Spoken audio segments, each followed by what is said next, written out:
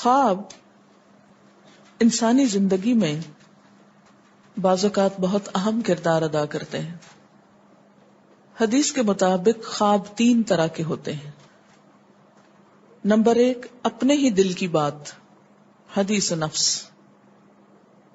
یعنی جو باتیں اپنے دل میں ہوتی ہیں، مثلا بغض ہے، حسد ہے، کسی کے بارے میں کینہ ہے، یا کوئی خواہشات ہیں، کسی سے ملاقات کو دل چاہتا ہے، تو یہ ساری جو دل کی باتیں ہوتی ہیں وہ رات کو خواب میں پوری ہو جاتی ہیں، نظر آ جاتی. اور آج کی نفسیات میں بھی اس کو ایسے ہی انٹرپریٹ کیا گیا ہے کہ بعض خواب انسان کی اپنی سوچ کو ریفلیکٹ کر رہے ہوتے ہیں، اس سے زیادہ ان کی کوئی حقیقت نہیں ہوتی. آپ خواب میں ہی سفر شروع کر دیتے ہیں اور سونے میں بھی ایک طرح سے جاگ رہے ہوتے ہیں. دوسری قسم کی خواب شیطان کا ڈراوا، شیطان کے وسوسے. یہاں سے شیطان کی ایفیشنسی بھی معلوم ہوتی ہے. نہ صرف یہ کہ وہ جاگتے میں آپ کو مختلف برے خیالات سجھاتا ہے، بلکہ سوتے وقت بھی نہیں پیچھا چھوڑتا.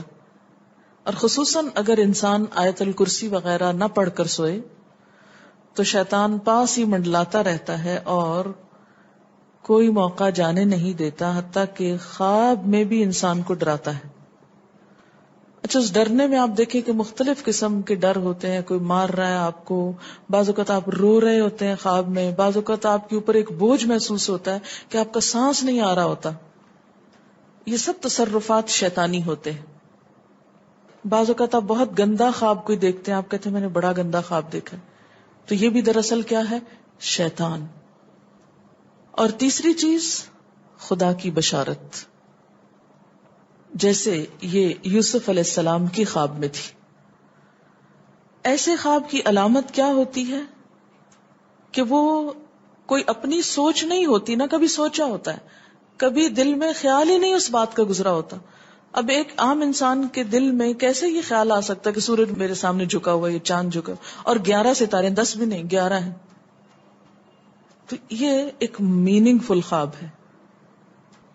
ایسے ہی خواب کے بارے میں آپ صلی اللہ علیہ وسلم نے فرمایا، بخاری کی روایت ہے حضرت ابو ہریرہ سے، کہ لم یبق من النبوۃ الا المبشرات. قالوا وما المبشرات؟ قال الرؤیا الصالحہ.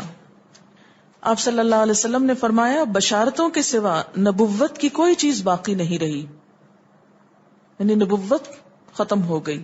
اب کیا ہے؟ کچھ خوشخبریاں ہوں گی، خوابوں کے ذریعے لوگوں کو کچھ باتیں بتا دی جائیں گی.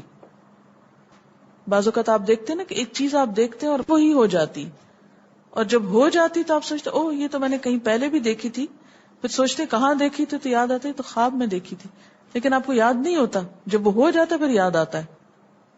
تو فرمایا بشارتوں کے سوا نبوت کی کوئی چیز باقی نہیں رہی. صحابہ نے دریافت کیا کہ بشارتوں سے کیا مراد ہے؟ آپ نے فرمایا سچا خواب، میننگ فل خواب. اور یہ سچے خواب بعض اوقات فیوچر کے بارے میں کچھ اطلاع ہوتے ہیں، بعض اوقات انسان کو ملنے والی کچھ خوشخبری ہوتے ہیں. یہ جو سچے خواب ہوتے ہیں یہ نبوت کا آغاز بھی ہوتے ہیں. اب تو خیر نبوت ختم ہو گئی نا، لیکن تمام انبیاء کو وحی سے پہلے سچے خواب آتے ہیں. جیسے حضور صلی اللہ علیہ وسلم کے بارے میں آپ نے پڑھا ہوگا، بخاری اور مسلم کی روایت ہے کہ آپ صلی اللہ علیہ وسلم جب غار حرا میں تشریف لے جاتے تھے تو آپ کو خواب آیا کرتے تھے.